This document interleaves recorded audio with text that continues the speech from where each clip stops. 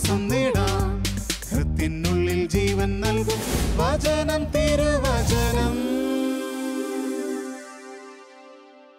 പ്രിയമുള്ളവരെ, ഇന്ന് നമ്മൾ വിശുദ്ധ ലൂക്കായുടെ സുവിശേഷം 21-ാം അധ്യായം 1 മുതൽ 4 വരെയുള്ള തിരുവചനങ്ങളെ ആധാരമാക്കി നാം നമ്മുടെ സമർപ്പണത്തെക്കുറിച്ച് ചിന്തിക്കുകയാണ്.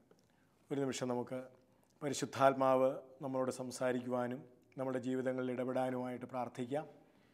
പരിശുദ്ധാത്മാവായ ദൈവമേ, ഈ വചനം ശ്രവിക്കുന്ന എല്ലാവരോടും ചേർന്ന് ഈ വചനത്തിൻ്റെ ആഴവും വ്യാപ്തിയും പരപ്പും ഞങ്ങളുടെ ഹൃദയത്തിൽ സ്വീകരിക്കപ്പെടാനായി പരിശുദ്ധാത്മാവെ ഞങ്ങളെ അനുഗ്രഹിക്കണമേ എന്ന് പ്രാർത്ഥിക്കുന്നു. പിതാവിൻ്റെയും പുത്രൻ്റെയും പരിശുദ്ധാത്മാവിൻ്റെയും നാമത്തിൽ ആമേൻ. വിശുദ്ധ ലൂക്കായുടെ സുവിശേഷം 21-ാം അധ്യായത്തിൻ്റെ 1 മുതൽ 4 വരെയുള്ള തിരുവചനങ്ങൾ ഇപ്രകാരമാണ്. അവൻ കണ്ണുകൾ ഉയർത്തി നോക്കിയപ്പോൾ ധനികർ ദേവാലയ ഭണ്ഡാരത്തിൽ നേർച്ചയിടുന്നത് കണ്ടു. ദരിദ്രയായ ഒരു വിധവ 2 ചെമ്പുതൊട്ടുകൾ ഇടുന്നതും അവൻ കണ്ടു. അവൻ പറഞ്ഞു, ദരിദ്രയായ ഈ വിധവ മറ്റെല്ലാവരെയുംകാൾ കൂടുതൽ നിക്ഷേപിച്ചിരിക്കുന്നു എന്ന് സത്യമായി ഞാൻ നിങ്ങളോട് പറയുന്നു. എന്തെന്നാൽ അവരെല്ലാവരും തങ്ങളുടെ സമൃദ്ധിയിൽ നിന്ന് സംഭാവന ചെയ്തു. ഇവളാകട്ടെ തൻ്റെ ദാരിദ്ര്യത്തിൽ നിന്ന് ഉപജീവനത്തിനുള്ള വക മുഴുവനും. പ്രിയപ്പെട്ടവരെ, ഇവിടെ കർത്താവ് നോക്കിക്കാണുന്നത് ഒരുവൾ, അതും വിധവയായ ഒരുവൾ, ദരിദ്രയായ ഒരുവൾ. 2 വാക്കുകളാണ് ആ സ്ത്രീയെക്കുറിച്ച് തിരുവചനം പറഞ്ഞിരിക്കുന്നത്. ഒന്ന്, അവൾ ദരിദ്രയാണ്, ആശ്രയിക്കാൻ സമ്പത്തില്ലാത്തവളാണവൾ. 2, അവൾ വിധവയാണ്, ആശ്രയിക്കാൻ മറ്റു വ്യക്തികളില്ലാത്തവളും കൂടിയാണവൾ. അങ്ങനെ ദരിദ്രയും വിധവയുമായ ഇവൾ സമ്പൂർണമായി തന്നെ തനിക്കുള്ളത് ദൈവത്തിന് സമർപ്പിക്കുന്നത് കണ്ട് അതിനെ പ്രോത്സാഹിപ്പിക്കുന്ന കർത്താവിനെയാണ് തിരുവചനം നമ്മുടെ മുമ്പിൽ അവതരിപ്പിക്കുന്നത്. 24-ാം അധ്യായത്തിൻ്റെ 4-ാമത്തെ വാക്യം വളരെ ശ്രദ്ധേയമാണ്. എന്തെന്നാൽ അവരെല്ലാവരും തങ്ങളുടെ സമൃദ്ധിയിൽ നിന്ന് സംഭാവന ചെയ്തു. സമൃദ്ധിയിൽ നിന്ന് അവർ ചെയ്തത് സംഭാവനയാണ്. തങ്ങളുടെ സമൃദ്ധിയിൽ നിന്ന്, തങ്ങൾക്കുള്ളതിൽ നിന്ന്, തങ്ങളുടെ കഴിവിൽ നിന്ന്, തങ്ങളുടെ ആരോഗ്യത്തിൽ നിന്ന് സംഭാവന ചെയ്യുകയാണ് അവർ ചെയ്തത്. പക്ഷെ ഇവൾ ചെയ്തത് അതല്ല. ഇവൾക്ക് സംഭാവന ചെയ്യാനൊന്നുമില്ല. പകരം ഇവൾ ചെയ്തത് ഇവളെ തന്നെ ആകെ ഉപജീവനത്തിന് വേണ്ടി കരുതി വെച്ചിരുന്ന 2 ചെമ്പുതൊട്ട്, അത്താഴത്തിനുള്ള അല്ലെങ്കിൽ അവളുടെ ജീവിതത്തിനുള്ള വകയെന്നോണം അവൾ കരുതി വെച്ചിരുന്ന ആകെ 2 ചെമ്പുതൊട്ട്, അത് സംഭാവന ചെയ്യുകയല്ല അവൾ ചെയ്തത്, അത് മുഴുവനും സമർപ്പിക്കുകയാണ് ചെയ്തത്. പ്രിയപ്പെട്ടവരെ, നാം ദൈവത്തിന് നമ്മളെ തന്നെ മുഴുവനായി സമർപ്പിക്കേണ്ട ആളുകളാണ്. മുഴുവനായി. എന്തെങ്കിലും എൻ്റെ കഴിവിൽ നിന്നൊരല്പം ദൈവത്തിന് കൊടുക്കുകയോ, എനിക്കുള്ളതിൽ നിന്ന് ഒരു പങ്ക് ഞാൻ ദൈവത്തിന് കൊടുക്കുകയോ, അല്ലെങ്കിൽ എൻ്റെ ആരോഗ്യത്തിൽ നിന്ന്, എൻ്റെ സമയത്തിൽ നിന്ന് ഒരു പങ്ക് ഞാൻ ദൈവത്തിന് കൊടുക്കുകയോ ചെയ്യേണ്ട വ്യക്തികളല്ല നാം. പകരം തിരുവചനം അനുശാസിക്കുന്നത് പോലെ ഉള്ളത് മുഴുവൻ സമർപ്പിക്കുന്നതിന് പറയുന്ന പേരാണ് സമർപ്പണം. ഉള്ളത് മുഴുവൻ വിട്ടുകൊടുക്കുന്നതിന് പറയുന്ന പേരാണ് സമർപ്പണം. തിരുവചനത്തിൽ നമ്മൾ അപ്പസ്തോല പ്രവർത്തനങ്ങളിലേക്ക് വരുമ്പോഴത്തേക്കും അപ്പസ്തോല പ്രവർത്തനം 5-ാം അധ്യായത്തിൽ നമ്മൾ പകുതി സമർപ്പിക്കുന്ന ദമ്പതികളെ കണ്ടുമുട്ടുന്നുണ്ട്. അപ്പസ്തോല പ്രവർത്തനം 5-ാം അധ്യായത്തിൻ്റെ 1 മുതൽ നമുക്ക് വളരെ പരിചിതമായ ഭാഗങ്ങളാണ്. ഞാനതൊന്ന് വായിക്കാം. അനനിയാസ് എന്നൊരാളും അവൻ്റെ ഭാര്യ സഫീറായും കൂടി തങ്ങളുടെ പറമ്പ് വിറ്റു. തങ്ങൾക്കാകെ ഉണ്ടായിരുന്ന പറമ്പ് വിറ്റ് അവർ പണമാക്കി. എന്നിട്ടോ വിലയുടെ ഒരു ഭാഗം അവർ ചെയ്ത അതാണ്. തങ്ങൾക്കുള്ളതിൻ്റെ ഒരു ഭാഗം വിട്ടുകൊടുക്കുന്നതിന് പറയുന്ന പേരല്ല സമർപ്പണം. തന്നെ മുഴുവനും വിട്ടുകൊടുക്കുന്നതിന് പറയുന്ന പേരാണ് സമർപ്പണം. ഇവിടെ നമ്മൾ വായിക്കുന്നത് വിലയുടെ ഒരു ഭാഗം അവൻ ഭാര്യയുടെ അറിവോടെ മാറ്റിവെച്ചു. ഇത് ബാക്കിയുള്ളതാണ്, മിച്ചമുള്ളതാണ്, ശേഷിക്കുന്നതാണ് അവർ ദൈവത്തിന് കൊടുക്കുന്നത്. പത്രോസ് ചോദിക്കുന്നുണ്ട് 3-ാമത്തെ വാക്യം, അനനിയാസെ, പരിശുദ്ധാത്മാവിനെ വഞ്ചിക്കാനും. അപ്പോൾ പൂർണ്ണമായും വിട്ടുകൊടുക്കാതിരിക്കുക എന്ന് പറഞ്ഞാൽ അതിനങ്ങനെയും കൂടി ഒരു അർത്ഥമുണ്ട്. എനിക്കുള്ളതെല്ലാം ദൈവത്തിൻ്റെ ദാനമല്ലേ? എൻ്റെ ഈ ജീവിതം ദൈവത്തിൻ്റെ ദാനമാണ്, എൻ്റെ ആരോഗ്യം ദൈവത്തിൻ്റെ ദാനമാണ്, എൻ്റെ കഴിവുകൾ ദൈവത്തിൻ്റെ ദാനമാണ്. എന്താണ് ഞാൻ തന്നെത്താൻ ഉണ്ടാക്കിയത്? എന്താണ് എൻ്റെ ജീവിതത്തിൽ ഞാൻ ഇതുവരെ തന്നെത്താൻ ഉണ്ടാക്കിയത് എന്താണ്? എല്ലാം ദൈവം അനുവദിച്ചത് കൊണ്ട് ഞാൻ ഉണ്ടാക്കിയതാണ്. അധ്വാനിക്കാൻ ദൈവം എൻ്റെ കൈകൾക്കും കാലുകൾക്കും ബലം തന്നതുകൊണ്ടാണ് ഞാൻ അധ്വാനിച്ചത്. പറമ്പിൽ അധ്വാനിക്കുന്ന മനുഷ്യനാവട്ടെ, ബിസിനസ്സിൽ അധ്വാനിക്കുന്ന മനുഷ്യനാവട്ടെ, ജോലിയിൽ അധ്വാനിക്കുന്ന മനുഷ്യനാവട്ടെ, ദൈവം ബുദ്ധി തന്നതുകൊണ്ടും ശക്തി തന്നതുകൊണ്ടും ആരോഗ്യം തന്നതുകൊണ്ടും ഞാൻ അധ്വാനിച്ചു. അപ്പോൾ എനിക്ക് വീടുണ്ടായി, പറമ്പുണ്ടായി, മക്കളുണ്ടായി, സമ്പത്തുണ്ടായി. എല്ലാം ദൈവം തന്നതാണ്. ദൈവം തരാത്തത് എന്താണ് എനിക്കുള്ളത്? അപ്പോൾ അതുകൊണ്ടാണ് പത്രോസ് അപ്പോസ്തലൻ അനനീയാസിനോട് ചോദിക്കുന്നത്, പരിശുദ്ധാത്മാവിനെ വഞ്ചിക്കലാണ് നീ ചെയ്തത്. എല്ലാം ദൈവം നിനക്ക് തന്നിരിക്കെ അതിൽ നിനക്കുള്ളത് കുറച്ച് മാറ്റിവെച്ചിട്ട് ബാക്കിയുള്ളത് ദൈവത്തിന് കൊടുക്കുക എന്ന് പറയുന്നത് സത്യത്തിൽ ദൈവത്തെ വഞ്ചിക്കലാണ്, പരിശുദ്ധാത്മാവിനെ വഞ്ചിക്കലാണ്. പ്രിയപ്പെട്ടവരെ, അതിൻ്റെ അവസാനം നമ്മൾ വായിക്കുന്നത് അനനീയാസിൻ്റെ മരണമാണ്. ജീവിതത്തിൽ പൂർണ്ണമായും സമർപ്പിക്കുന്നവർക്ക് മാത്രമേ ജീവൻ ആസ്വദിക്കാൻ സാധിക്കുകയുള്ളൂ. പ്രിയപ്പെട്ടവർ, നമ്മുടെ ജീവിതത്തിൽ നമുക്കിവിടെ ജീവിക്കുമ്പോൾ ജീവൻ്റെ സമൃദ്ധി നമുക്ക് ആസ്വദിക്കണമെങ്കിൽ നാം നമ്മളെ തന്നെ വിട്ടുകൊടുക്കുന്ന വ്യക്തികൾ ആവണം, നമ്മളെ തന്നെ സമർപ്പിക്കുന്ന വ്യക്തികളാവണം. അതുകൊണ്ട് പകുതി സമർപ്പണം മരണത്തിലേക്ക് നമ്മുടെ ജീവിതത്തെ നയിക്കും. മരണമെന്ന് പറയുന്നത് ഒരു ഭൗതിക മരണത്തെക്കുറിച്ച് മാത്രമല്ല ഇവിടെ സംസാരിക്കുന്നത്. പകരം മരണാവസ്ഥയിലുള്ളൊരു ജീവിതം, ആനന്ദമില്ലാതെ, സമാധാനമില്ലാതെ, സ്വസ്ഥതയില്ലാതെ ഒക്കെ നമ്മൾ ജീവിക്കുന്ന ഒരു തലമായിട്ട് മാറും. പകുതി സമർപ്പണം, പകുതി ഞാൻ എനിക്ക് മാറ്റിവെച്ചു, പകുതി ഞാൻ ജീവിക്കുന്നു, എൻ്റെ ബലത്തിൽ ഞാൻ ജീവിക്കുന്നു. ബാക്കിയുള്ള ചിലപ്പോഴെങ്കിലുമൊക്കെ പഴമക്കാർ പറഞ്ഞു കേട്ടിട്ടുള്ള ഒരു വാക്യം നമ്മളും ജീവിതത്തിൻ്റെ ആധാരമായി കൊണ്ടു നടക്കും, താൻ പാതി ദൈവം പാതി. സത്യത്തിൽ എൻ്റെ ജീവിതത്തിൽ മുഴുവനായി ഞാൻ ദൈവത്തെ ആശ്രയിക്കുക. എനിക്ക് ആശ്രയിക്കാൻ എൻ്റെ കയ്യിൽ ഒന്നുമില്ല, എനിക്ക് ആശ്രയിക്കാൻ എൻ്റെ പക്കൽ ഒന്നുമില്ല. എനിക്ക് ആശ്രയിക്കാൻ ഒരേ ഒരാളെ ഈ ലോകത്തിലുള്ളൂ. അതെന്നെ സൃഷ്ടിക്കുകയും എന്നെ രൂപപ്പെടുത്തുകയും എൻ്റെ ശ്വാസോച്ഛ്വാസത്തെ പോലും നിയന്ത്രിക്കുകയും ചെയ്യുന്ന ദൈവമാണ്. ആ ദൈവത്തിലാണ് ഞാൻ പൂർണ്ണമായും ആശ്രയിക്കുകയും ആ ദൈവത്തിലാണ് ഞാൻ പൂർണ്ണമായും വിട്ടുകൊടുക്കുകയും ചെയ്യേണ്ടത്. നല്ല ഉദാഹരണമാണ് വിശുദ്ധ ലൂക്കായുടെ സുവിശേഷം 1-ാം അധ്യായത്തിൽ നമ്മൾ എത്രയോ വട്ടം വായിച്ചത്, ധ്യാനിച്ചത്, പ്രാർത്ഥിച്ചത്. ലൂക്കാ സുവിശേഷം 1-ാം അധ്യായത്തിൻ്റെ 38-ാമത്തെ വാക്യത്തിൽ മറിയം എന്ന ആ സ്ത്രീ കർത്താവായ യേശുക്രിസ്തുവിനെ തൻ്റെ ജീവിതത്തിലും തൻ്റെ ഉദരത്തിലും പൂർണ്ണമായും സ്വീകരിക്കാനായി ഭാഗ്യം കിട്ടിയ ആ സ്ത്രീ ദൈവത്തിൻ്റെ മാലാഖയുടെ മുമ്പിൽ കൊടുക്കുന്ന പ്രത്യുത്തരം വളരെ ശ്രദ്ധേയമാണ്. നമ്മൾ എത്രയോ വട്ടം ധ്യാനിച്ചതാണത്. ലൂക്കാ സുവിശേഷം 1-ാം അധ്യായത്തിൻ്റെ 38-ാമത്തെ വാക്യം, മറിയം പറഞ്ഞു, ഇതാ കർത്താവിൻ്റെ ദാസി. ഇതാ കർത്താവിൻ്റെ ദാസി. പഴയ ആളുകളുടെ ഭാഷയിൽ പറഞ്ഞാൽ ഇതാ കർത്താവിൻ്റെ അടിയാട്ടി. അടുത്ത വാക്യം ശ്രദ്ധേയമാണ്, അവിടുത്തെ ഇഷ്ടം, അവിടുത്തെ വാക്കുകൾ എന്നിൽ നിറവേറട്ടെ. അവിടുത്തെ ഇഷ്ടമാണ് എൻ്റെ ജീവിതത്തിൽ നിറവേറേണ്ടത്, എൻ്റെ ഇഷ്ടമല്ല. പ്രിയപ്പെട്ടവരെ, എൻ്റെ ഇഷ്ടമല്ല, ദൈവത്തിൻ്റെ ഇഷ്ടമാണ് എൻ്റെ ജീവിതത്തിൽ നിറവേറേണ്ടത് എന്നൊരു വ്യക്തി പറയുന്ന പേരാണ് സമർപ്പണം. ഒരാൾ പറയുകയാണ്, എൻ്റെ ഇഷ്ടം ഒന്നുമല്ല എൻ്റെ ജീവിതത്തിൽ നടക്കേണ്ടത്, പകരം എന്താണോ ദൈവം തമ്പുരാൻ്റെ ഇഷ്ടം, എൻ്റെ കുടുംബത്തെക്കുറിച്ച്, എൻ്റെ മക്കളെക്കുറിച്ച്, എൻ്റെ പറമ്പിനെക്കുറിച്ച്, എൻ്റെ കച്ചവടത്തെക്കുറിച്ച്, എൻ്റെ ഭാവിയെക്കുറിച്ച് എന്താണോ ദൈവത്തിൻ്റെ ഇഷ്ടം അത് നിറവേറട്ടെ എന്നൊരു വ്യക്തി സമ്മതിക്കുന്നതിന്, ദൈവത്തിൻ്റെ തിരുമുമ്പിൽ നിന്നുകൊണ്ട് സമ്മതിക്കുന്നതിന് പറയുന്ന പേരാണ് സമർപ്പണം. അതാണ് മറിയം ചെയ്തത്. ദൈവത്തിൻ്റെ ഇഷ്ടം എന്നിൽ നിറവേറട്ടെ എന്ന് പറഞ്ഞാൽ തൊട്ടടുത്ത ദിവസങ്ങളിൽ സംഭവിക്കാൻ പോകുന്നതെല്ലാം മറിയത്തിൻ്റെ, ആ സ്ത്രീയുടെ ജീവിതത്തെ സംഭവിച്ച ദുരന്തങ്ങളാണ് ഇനി സംഭവിക്കാൻ പോകുന്നത്. വിവാഹം കഴിക്കാത്ത സ്ത്രീ ഗർഭിണിയാവുന്നു. അവൾ സ്വീകരിക്കുന്ന 1-ാമത്തെ ദുരന്തം അതാണ്. കാരണം കേൾക്കുന്നവരും കാണുന്നവരും അറിയുന്നവരുമെല്ലാം സംശയത്തോടു കൂടി മാത്രം അവളെ വീക്ഷിക്കാൻ പോകുന്നു. നാളെ മുതൽ വിവാഹം കഴിക്കാത്ത നീ എങ്ങനെ ഗർഭിണിയായി? ആരോട് പറയും പരിശുദ്ധാത്മാവിനാലാണെന്ന്? ആര് വിശ്വസിക്കും പരിശുദ്ധാത്മാവിനാലാണെന്ന്? സകല മനുഷ്യരും നാളെ മുതൽ തന്നെ തുറിച്ചു നോക്കാൻ പോകുന്നു. അതിന് മുൻപിലാണ്, അത് ദൈവത്തിൻ്റെ ഇഷ്ടമാണ്, ദൈവത്തിൻ്റെ ഇഷ്ടമാണ്. അത് താൻ സംശയത്തിൻ്റെ മുൾമുനയിൽ ജീവിക്കുക എന്നത് ദൈവത്തിൻ്റെ ഇഷ്ടമാണെങ്കിൽ ഞാൻ റെഡി. ഇതാണ് സമർപ്പണം. പിന്നീട് അങ്ങോട്ട് പോകുമ്പോഴെല്ലാം ജീവിതത്തിൽ ദുരന്തങ്ങളുടെ ഘോഷയാത്രയാണ് ഈ പരിശുദ്ധ മറിയത്തിൻ്റെ ജീവിതത്തിലുണ്ടാവുന്നത്. ഒരിക്കലും അവൾ ഈ സംശയത്തിൻ്റെ മുനയിൽ നിന്ന് ജീവിതത്തിൽ ഒരിക്കൽ പോലും രക്ഷ പ്രാപിക്കുന്നില്ല.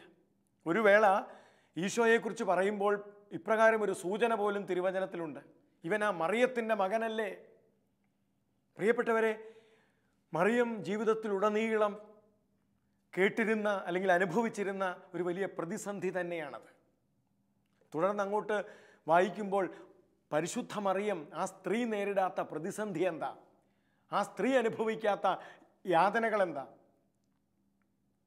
ഇവിടെ എല്ലാം മറിയം ദൈവത്തിൻ്റെ ഇഷ്ടം ഇതാണെങ്കിൽ, നമ്മൾ കുരിശിൻ്റെ വഴിയിൽ കാണുന്ന ഒരു ചിത്രമുണ്ടല്ലോ. ഒരു ദിവസം മറിയം വഴിയിലേക്ക് ഇറങ്ങുമ്പോൾ കാണുന്ന കാഴ്ച സ്വന്തം മകനെ കൊലക്കളത്തിലേക്ക് കൊണ്ടുപോകുന്നതാണ്. എങ്ങനെ? അടിച്ച് ഇടിച്ച് നിലത്തുകൂടിയിട്ട് വലിച്ച്, ആൾക്കാർ കൂകി വിളിച്ച്, സാമൂഹ്യദ്രോഹി, കുലദ്രോഹി, ദൈവദ്രോഹി ഇങ്ങനെയൊക്കെ പേര് വിളിച്ച് കുരിശും ചുമപ്പിച്ച് കൊണ്ടുപോവുകയാണ്. ആൾക്കാരൊരാഘോഷമാക്കി. ഇത് നേരിൽ കാണുന്ന ഒരമ്മയുണ്ട്, മറിയം. ഇത് നേരിൽ കാണുന്ന ഒരു സ്ത്രീയുണ്ട്, മറിയം. പ്രിയപ്പെട്ടവരെ, അത് കാണുമ്പോഴും ഈ അമ്മ അന്നത്തെ സമർപ്പണ വാക്കുകൾ ഓർത്തിട്ടുണ്ടാവണം. ദൈവത്തിൻ്റെ ഇഷ്ടം ഇതാണെങ്കിൽ തൻ്റെ മകൻ അപഹാസ്യനായി, നിന്ദ്യനായി, എല്ലാവരാലും വെറുക്കപ്പെട്ട് ഇങ്ങനെ കുറ്റവാളിയായി വലിച്ചിഴയ്ക്കപ്പെടണമെന്നാണ് ദൈവത്തിൻ്റെ ഇഷ്ടമെങ്കിൽ, താൻ ഇങ്ങനത്തെ ഒരു മകൻ്റെ അമ്മയെന്ന് ചിത്രീകരിക്കപ്പെടണമെന്നാണ്, നാട്ടിന് കൊള്ളരുതാത്ത, ദൈവത്തിന് കൊള്ളരുതാത്ത, പള്ളിക്ക് കൊള്ളരുതാത്ത ഒരു മകൻ്റെ അമ്മയെ എന്ന് താൻ ചിത്രീകരിക്കപ്പെടണമെന്നാണ് ദൈവത്തിൻ്റെ ഇഷ്ടമെങ്കിൽ, ആ ഇഷ്ടത്തിന് ഞാൻ ആമേൻ പറയുന്നു. ഇവിടെ എനിക്ക് സ്വന്തമായ ഇഷ്ടങ്ങളൊന്നുമില്ല.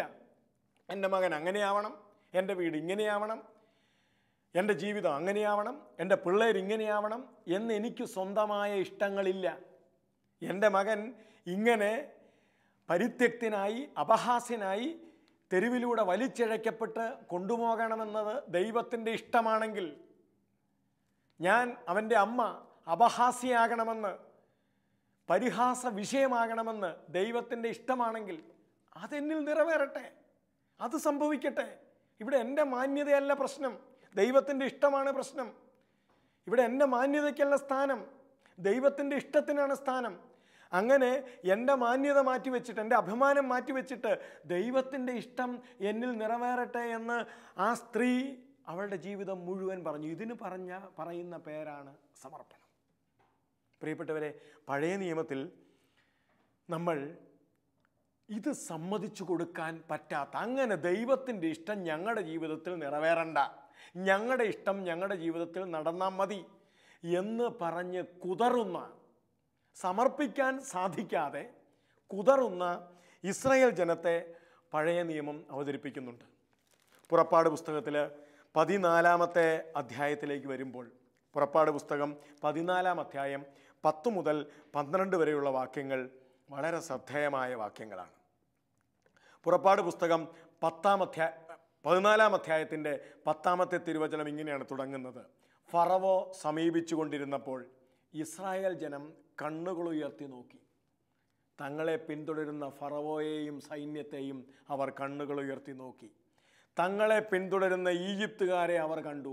ഭയവിഹ്വലരായി, അവർ പേടിച്ചു വിറച്ചു. അവർ കർത്താവിനെ വിളിച്ച് പ്രാർത്ഥിച്ചു. എന്നിട്ട് അവർ മോശയോട് ചോദിച്ചു: ഈജിപ്തിൽ ശവക്കുഴികളില്ലാഞ്ഞിട്ടാണോ നീ ഞങ്ങളെ മരുഭൂമിയിൽ കിടന്ന് മരിക്കാൻ ഇങ്ങോട്ട് കൂട്ടിക്കൊണ്ടുവന്നിരിക്കുന്നത്? അവർക്കിഷ്ടപ്പെടണില്ല. അവരെ അങ്ങോട്ട് കൂട്ടിക്കൊണ്ടുവന്നത് മോശയല്ല, ദൈവമാണ്. പക്ഷെ അവർക്കത് ഇഷ്ടപ്പെടണില്ല. ഞങ്ങളെ എന്തിനാ ഇങ്ങോട്ട് കൊണ്ടുവന്നേ? എന്നിട്ട് അവർ ചോദിക്കുന്ന മറ്റൊരു വാക്യമുണ്ട്: നീ എന്താണ് ഞങ്ങളോട് ചെയ്തിരിക്കുന്നത്? ഈജിപ്തിൽ നിന്ന് എന്തിനാണ് ഞങ്ങളെ പുറത്തു കൊണ്ടുവന്നത്? പ്രിയപ്പെട്ടവരെ, ഈജിപ്തിൽ നിന്ന് അവരെ പുറത്തു കൊണ്ടുവരിക എന്നത് ദൈവത്തിൻ്റെ ഇഷ്ടമായിരുന്നു.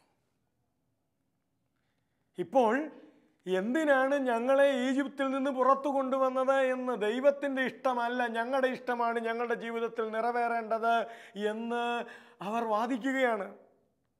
അടുത്ത വാക്യം, 12-ാമത്തെ വാക്യം ശ്രദ്ധേയമാണ്: ഞങ്ങളെ തനിയെ വിട്ടേക്കൂ എന്ന് ഞങ്ങളെ തനിയെ വിട്ടേക്കൂ, ഞങ്ങൾ ഈജിപ്തുകാർക്ക് വേല ചെയ്ത് കഴിഞ്ഞുകൊള്ളാം എന്ന് ഈജിപ്തിൽ വെച്ച് ഞങ്ങൾ നിന്നോട് പറഞ്ഞതല്ലേ. അപ്പം അതാണ് പ്രശ്നം. അവരുടെ പ്രശ്നം അതാണ്. ഞങ്ങളെ തനിയെ വിട്ടേക്ക്, ഞങ്ങളുടെ ഇഷ്ടത്തിനൊത്ത് ഞങ്ങളെ വിട്ടേക്ക്, ഞങ്ങളുടെ ഇഷ്ടങ്ങൾ സംഭവിക്കട്ടെ, ഞങ്ങളുടെ ആഗ്രഹങ്ങൾ മാത്രം നടക്കട്ടെ, മറ്റൊരാളുടെ ആഗ്രഹത്തിനനുസരിച്ച് നടക്കാൻ ഞങ്ങളെ കിട്ടൂല. അതാണ് അവരുടെ പ്രശ്നം. കുതറുന്ന ഇസ്രായേൽ സമൂഹത്തെയാണ് നമ്മളവിടെ വായിക്കുന്നത്. ഞങ്ങളെ തനിയെ വിട്ടേക്കൂ. പ്രിയപ്പെട്ടവരെ, ഇന്ന് നമ്മൾ അനുഭവിക്കുന്ന ഏറ്റവും വലിയ പ്രലോഭനവും വിശ്വാസ ജീവിതത്തിൽ നമ്മൾ അനുഭവിക്കുന്ന പ്രലോഭനവും ഇത് തന്നെയാണ്. എൻ്റെ ഇഷ്ടം നടക്കണം.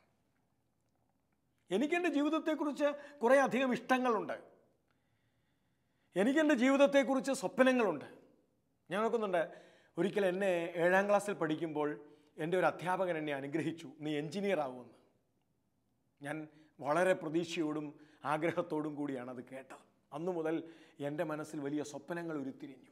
ദാരിദ്ര്യവും പട്ടിണിയുടെ അങ്ങേയറ്റവും ഒക്കെ അനുഭവിച്ച് ജീവിക്കുന്ന കാലഘട്ടത്തിൽ കുറേ ഇല്ലായ്മകളും ഒക്കെ ആയിട്ട് ജീവിക്കുന്ന സമയത്ത് നീ എൻജിനീയർ ആവൂ എന്നുള്ള അധ്യാപകൻ്റെ അനുഗ്രഹം എന്നിൽ ഒത്തിരി പ്രതീക്ഷ സമ്മാനിച്ചു. പിന്നെ ഞാൻ പഠിക്കുന്നത് പ്രതീക്ഷയോടെയാണ്. പിന്നെ എൻ്റെ മനസ്സിലൊരു ഒറ്റ സ്വപ്നമേ ഉള്ളൂ, എൻജിനീയർ ആവണം.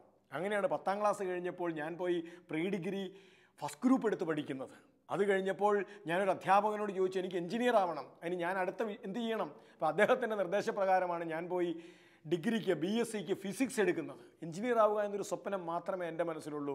എന്നിട്ട് വേണം എൻ്റെ ജീവിതത്തിൻ്റെ അല്ലലുകൾ മാറാൻ, എൻ്റെ ജീവിതത്തിൻ്റെ ദാരിദ്ര്യത്തിൻ്റെ ഒന്ന് തരണം ചെയ്യാനായിട്ട് എനിക്ക് എൻജിനീയർ ആവണം. പ്രിയപ്പെട്ടവരെ, ഡിഗ്രി 2ാം വർഷം പഠിക്കുന്ന സമയത്ത് ഞങ്ങളുടെ വീടിൻ്റെ ആകെ വരുമാനമായിരുന്ന, ഞങ്ങളുടെ വീടിൻ്റെ ഏക വരുമാന സ്രോതസ്സായിരുന്ന അപ്പനെ ദൈവം വിളിക്കുന്നു. എൻ്റെ അപ്പൻ മരിച്ചു ഞാൻ 2ാം വർഷം ഡിഗ്രിക്ക് പഠിക്കുമ്പോൾ. അന്ന് എൻ്റെ മനസ്സിൽ വന്ന ഒരു ചോദ്യം ഇങ്ങനായിരുന്നു, എന്തുകൊണ്ടാണിത്? എന്തുകൊണ്ട് എന്നോട് ഈ അനീതി ചെയ്തു? ഇസ്രായേൽക്കാർ ചോദിച്ച ചോദ്യം തന്നെയാണ്. എന്തുകൊണ്ടാണ് ഞങ്ങളെ ഈജിപ്തിൽ നിന്ന് പുറത്തു കൊണ്ടുവന്നത്? വേണ്ടാന്ന് ഞങ്ങൾ പറഞ്ഞതല്ലേ? ഞാനും അത് തന്നെയാണ് പറഞ്ഞത്. എന്തിനാണ് എന്നോട് ഈ അനീതി ചെയ്തത്? എന്നെ എൻ്റെ ഇഷ്ടത്തിന് വിടാഞ്ഞത് എന്താണ്? എൻ്റെ ഇഷ്ടങ്ങൾക്ക് ഒരു വിലയും കൊടുക്കാതെ ദൈവം എന്തുകൊണ്ടാണ് എന്നോട് ഈ അനീതി കാണിച്ചത്? ഇസ്രായേൽക്കാർ ചോദിക്കുന്ന ചോദ്യം ഇതാണ്. ഞങ്ങളെ തനിയെ വിട്ടേക്കൂ, ഞങ്ങൾ ഈജിപ്തുകാർക്ക് അടിമവേല ചെയ്തോ? ഞങ്ങൾ അവരുടെ എങ്ങനെയെങ്കിലുമൊക്കെ ഞങ്ങൾ കഴിഞ്ഞോളാം. എന്തിനാണ് ഞങ്ങളെ പുറത്തു കൊണ്ടുവന്നത്? ദൈവത്തിൻ്റെ ഇഷ്ടം ഞങ്ങളുടെ ജീവിതത്തിൽ നടക്കാൻ ഞങ്ങൾക്ക് താല്പര്യമില്ല. പ്രിയപ്പെട്ടവരെ, അങ്ങനെ അവർ പറഞ്ഞ് ഇതാണ് കുതറുക, സമർപ്പിക്കാൻ പറ്റാതെ കുതറുക. ദൈവത്തിന് സമർപ്പിക്കാൻ പറ്റാതെ കുതറുന്ന മനുഷ്യർ ഇന്നും നമ്മുടെ സമൂഹത്തിൽ അധികമാണ്. കുട്ടികൾ, യുവജനങ്ങൾ, മാതാപിതാക്കൾ ദൈവത്തിന് തങ്ങളുടെ ജീവിതത്തെ സമർപ്പിക്കാൻ പറ്റാതെ ദൈവത്തിൻ്റെ കയ്യിൽ നിന്ന് കുതറി ഓടാൻ ശ്രമിക്കുന്ന മനുഷ്യർ ഇന്ന് നമ്മുടെ സമൂഹത്തിൽ ധാരാളമുണ്ട്, ഞാനും നിങ്ങളും.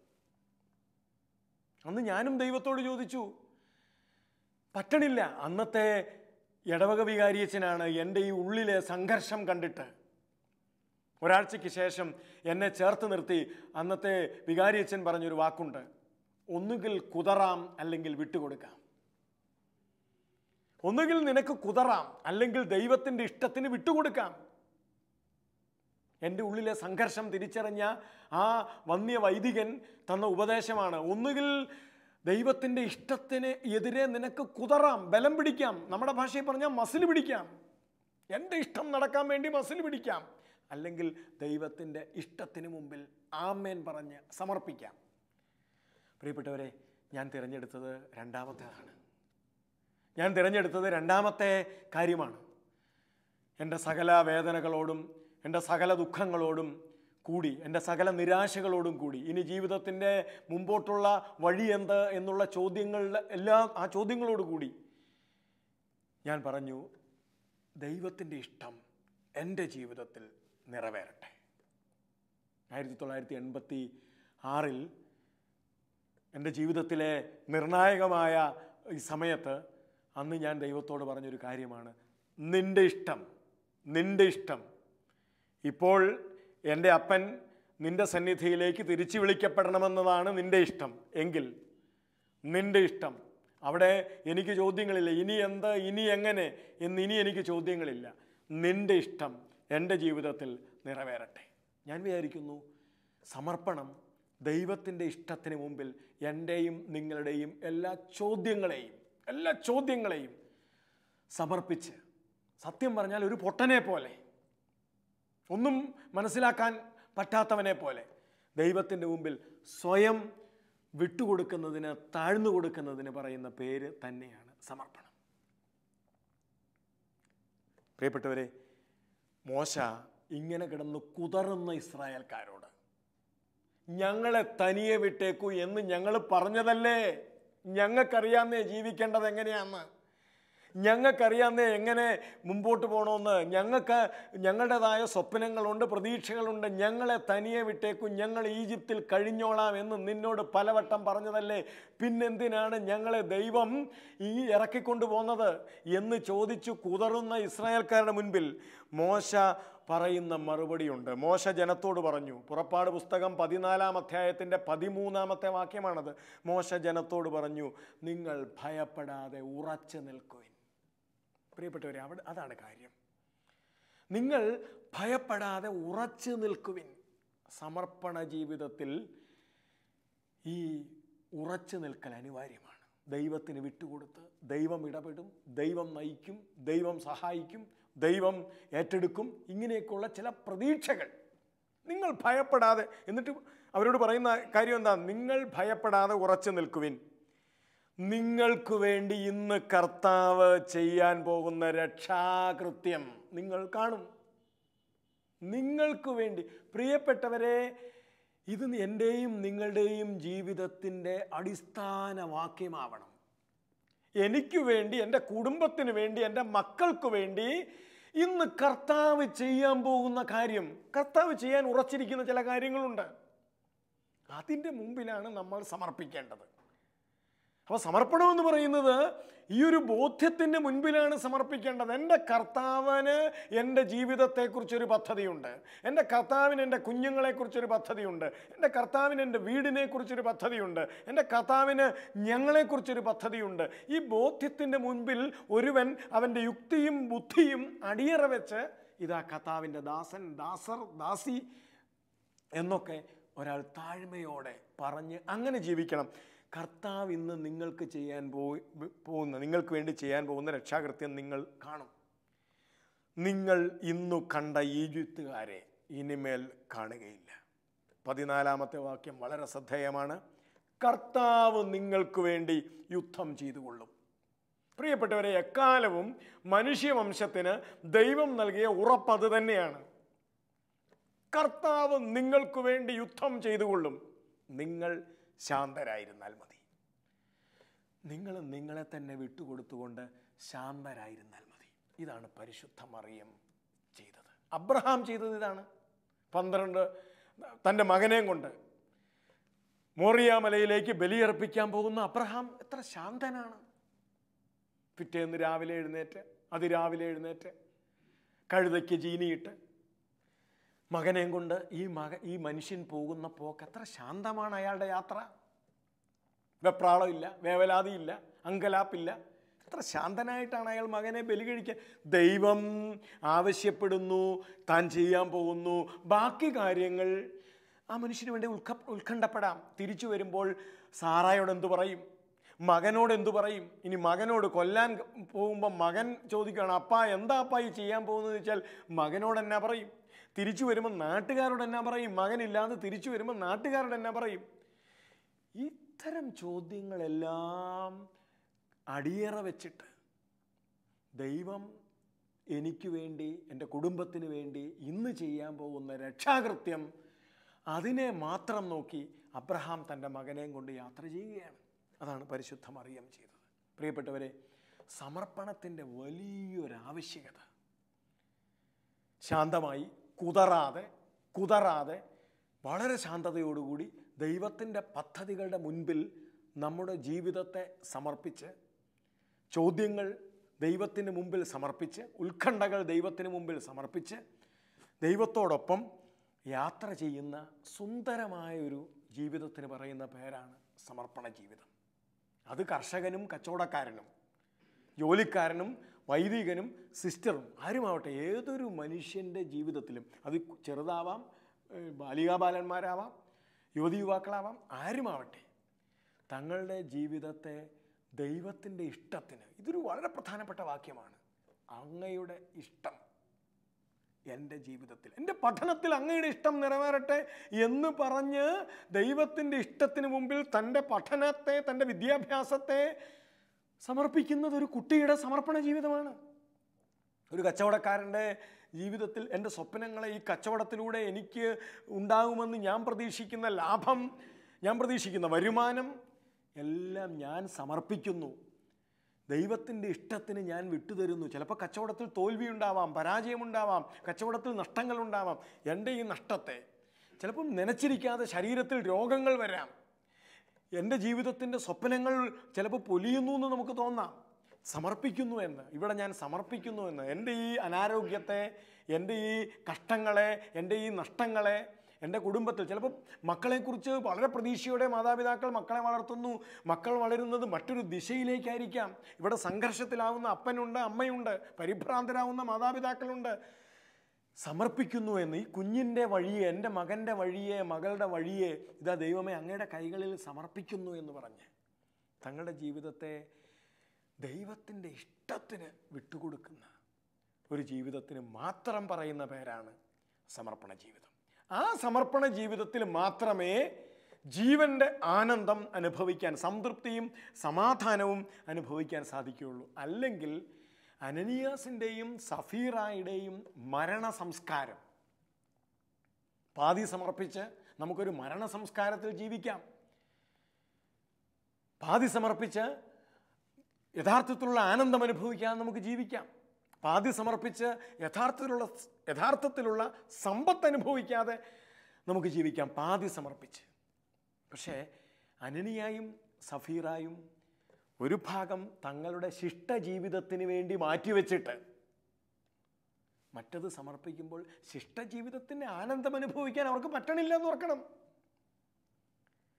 നമ്മളും ഇങ്ങനെയാണ്, ശിഷ്ടജീവിതത്തിൻ്റെ ആനന്ദം അനുഭവിക്കാൻ വേണ്ടിയാണ് ഒരു പങ്ക്, അല്ലെങ്കിൽ ഒരർത്ഥത്തിൽ പകുതി നമ്മൾ എടുത്തിട്ട് പകുതി ദൈവത്തിന് കൊടുക്കുന്നത്.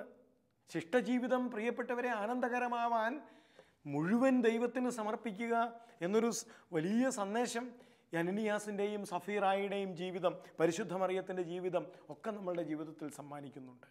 അതുകൊണ്ട് നമുക്ക് നമ്മുടെ ജീവിതത്തിൽ ഞാൻ കുതറാതെ എൻ്റെ ദൈവത്തിൻ്റെ ഇഷ്ടമാണ് എൻ്റെ ജീവിതത്തിൽ നിറവേറേണ്ടത്, മറ്റൊന്നുമല്ല. എൻ്റെ ഇഷ്ടമല്ല, എൻ്റെ മാതാപിതാക്കളുടെ ഇഷ്ടമല്ല, നാട്ടുകാരുടെ ഇഷ്ടമല്ല, ഒന്നുമല്ല.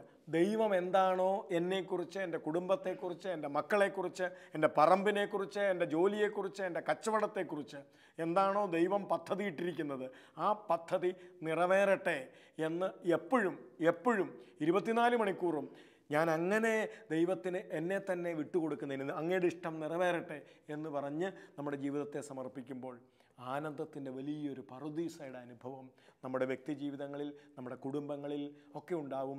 അത് അനേകർക്ക് സമാധാനം പകരാനായിട്ട് നമ്മുടെ ഈ സമർപ്പണ ജീവിതം കാരണമാകും. നമുക്ക് സ്നേഹത്തോടെ പ്രാർത്ഥിക്കാം.